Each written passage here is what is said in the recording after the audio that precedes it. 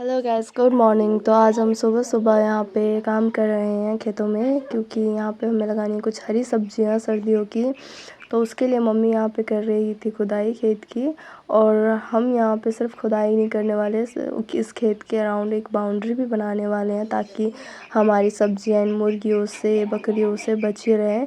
वरना वो जो हम बीज लगाते हैं वो खुद ही खाकर ख़त्म कर देते हैं। इसलिए हम फटाफट से बाउंड्री बनाने के लिए मैं लकड़ियाँ काटने के लिए चली गई थी।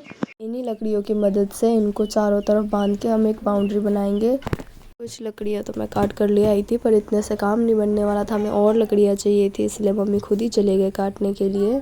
और मैं मम्मी के पीछे पीछे घूम रही थी, क्योंकि मेरे अकेले की बस की कुछ भी नहीं है। मैं मम्मी के साथ ही लग के उनकी मदद कर रही थी। वैसे मैंने कभी किया नहीं है और ना ही मुझे आता है ये सब काम। मैं बस वही कर रही थी जो मुझे बताया जा रहा था। मम्मी जो जो बोल रही थी मैं वही कर रही थी। जैसे कि ये अब गाड़ने थे किले चारों तरफ इनको नाप नाप के मैं इनको गाड़ रही थी।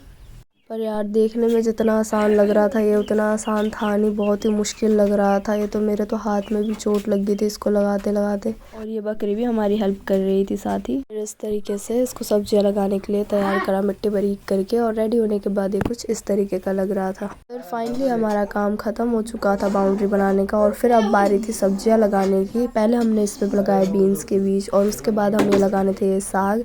कुछ इस तरीके से लगानी होती है उनको सारी खेत पे। एक एक करके हमने इसी तरीके से पूरे खेत में साग और ये बीन्स लगा दिए। हमने यहाँ पे गोभी भी लगाई थी, और तैयार होने के बाद ये कुछ इस तरीके का लग रहा था। आज के लिए इतना ही, बाय बाय।